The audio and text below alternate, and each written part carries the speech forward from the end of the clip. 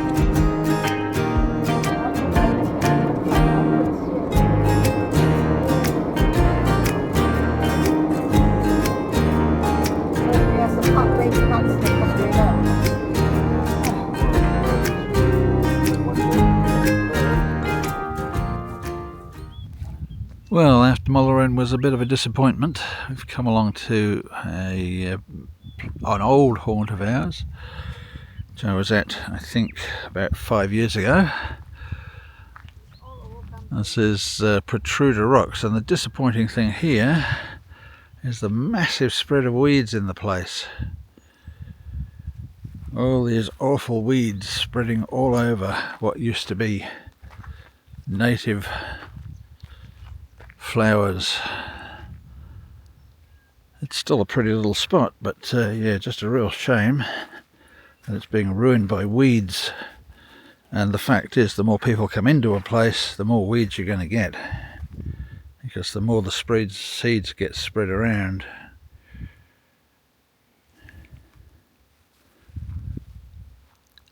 I'm not sure if that little seat was here the last time we were here.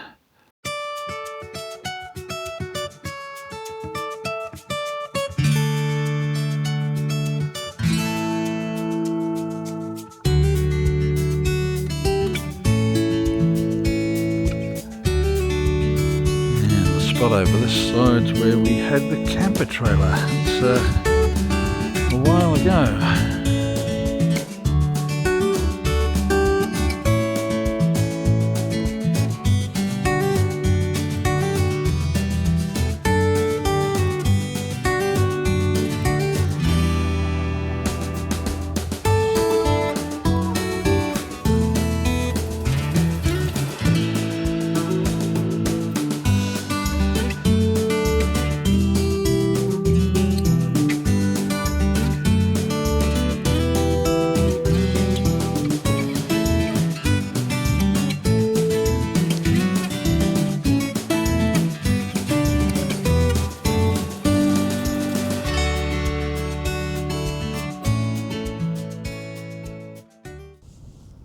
It's really sad to see places like this being choked by weeds. You can see a lot of the yellow out there behind the rock, or up through the rock where there's patches of dirt. They're even up there now. And they just choke out the native wildflowers. It happened at Bunteen. Bunteen used to be a beautiful spot for wildflowers. And now it's all choked out by these awful things. You can see all the yellow down there, all the way around. It's all this weed species. Terrible, terrible thing. It just chokes everything else out. Nothing else can compete with it. Dreadful, absolutely dreadful things. So it's very disappointing to see those spreading around like this. And obviously the councils are doing nothing to control it. They're just letting it get into these reserves, and eventually you'll come here and you won't see anything but weeds. And at that point there won't be any point in looking at the flowers here. An absolute shame.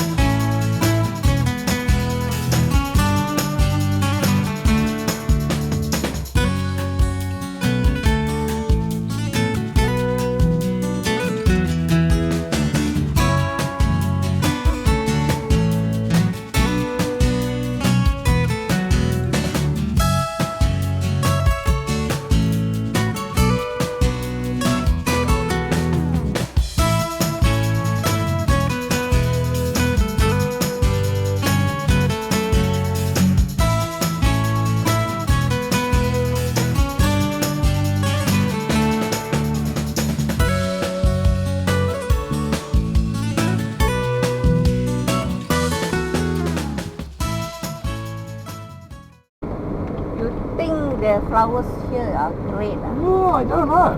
I'm not seeing anything That's what much. I came to see. It's as you go up the hill, we saw orchids before.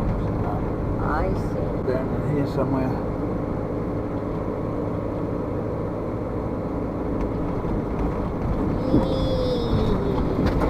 Yeah. Big puddle. Yeah. That's Can great take lumps. that. Oh no. That's fine. Oh, there's a car coming. Our second last day of the trip, full day at least, and this is Zantippi. We have been here once before. The season is a little bit earlier than it was last time, so it'll be interesting to see what wildflowers are around. There's obviously some. There's another caravan at the back there, but yeah, pretty quiet at the moment. It's not a massive amount of room here, but yeah, it's not bad.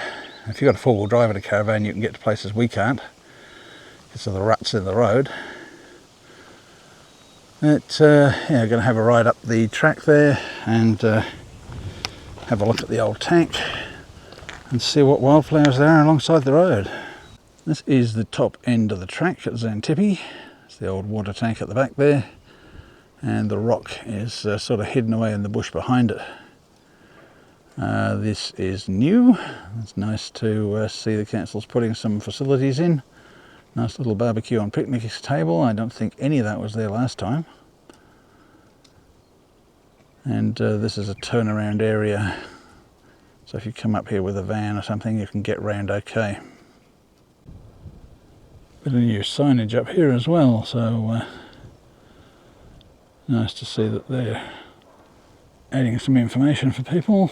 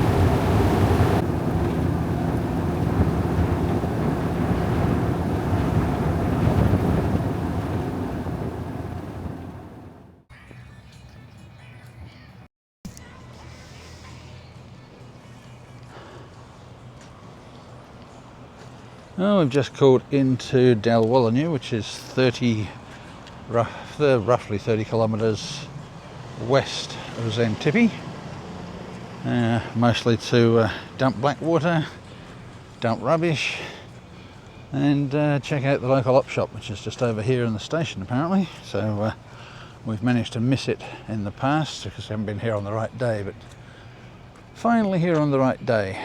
Nice little town, Dalwallinu. We tend to come through here a lot because every time we go up the Great Northern somewhere, this seems to be on the route that we end up taking.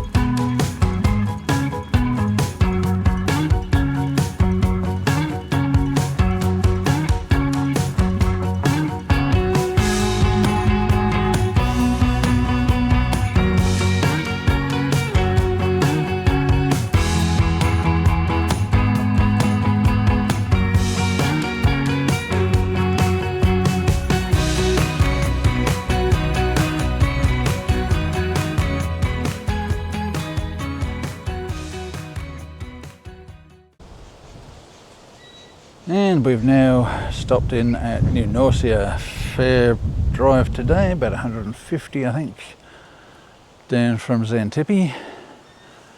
So we're stopping in here for the night. We've got a bit of bad weather coming in tomorrow. We're hoping the worst of it is not going to be in until after we get home. Nevertheless, we've got a reasonably nice day today. So we just spend some time having a look around here and camp down on the oval overnight, which is $10 I believe. So we're going to go over to the visitor centre now and see if they've still got the bread available for sale.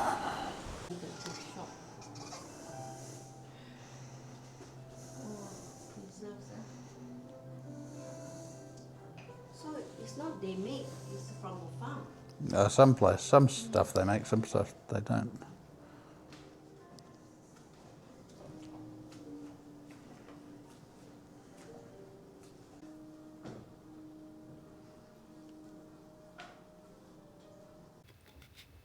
Well, we went and visited the shop at New Norcia, and as you can see, we did some shopping.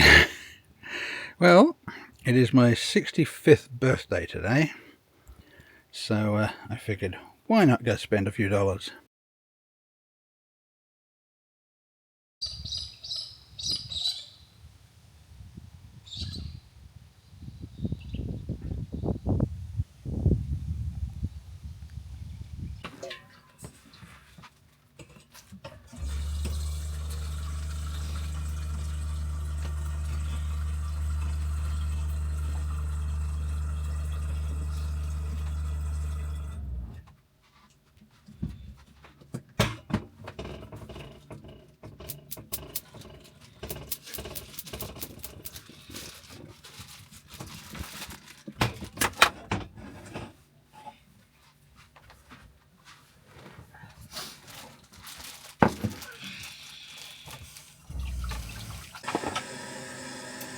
Actually, the price they sell is almost like the farmer's market. You remember Port Kennedy? Yeah. We used to buy them at Port Kennedy farmer's market. It's 3 for 20. That's okay. Reasonable. Well guys, here's the treasure trove that we got yesterday from the shop at New Norcia. It's not looking at you, it's looking at me. Okay. Now let's have a little rundown of what we bought and what we think of it, because we've tried most of it. The only thing we haven't tried, and I think it's one thing I didn't show you yesterday, were these chutney jars. Beetroot plum chutney, and what was the other one we got? Spiced fig chutney. So, You showed them the soup. they will be interesting. I don't know if Dorothy wants to try one of these this morning on her bread or not. No, no. No. Usually I try it with, you need a piece of salami or something. Keep those when you get home then.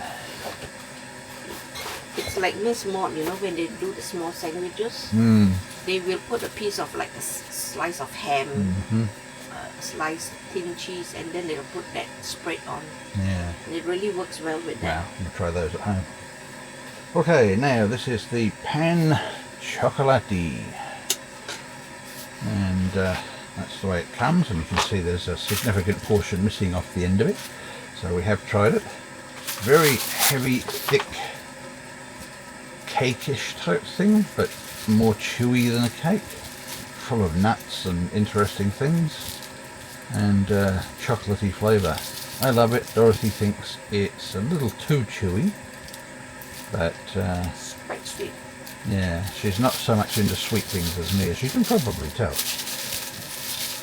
But you can see there's the all the nuts have got macadamias, pistachios and almonds in it. Very yummy as far as I'm concerned. So if you're up here and you want to indulge a bit, put a little written piece in there. That's worth a buy as far as I'm concerned. To tell them about the Waverley soup. The which one? Waverley soup. Because it's really good. Yeah. We'll get to the soap. We'll get to the soap in a minute. Okay, now the ale. Two types I got. They've got a 6-pack, and you can get 3 of each type. So we've got the Abbey Ale and the Abbey Pale Ale.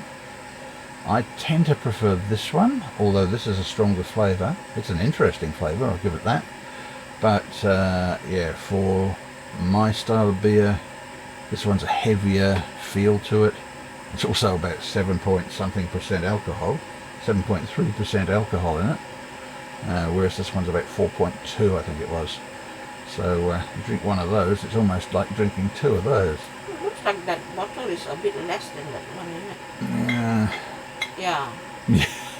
Yeah, their filling machines are obviously a little bit different. You can see there's a slight difference there. This one's overfilled a little bit perhaps, or maybe that one's underfilled. It's supposed to be 330ml, but never mind.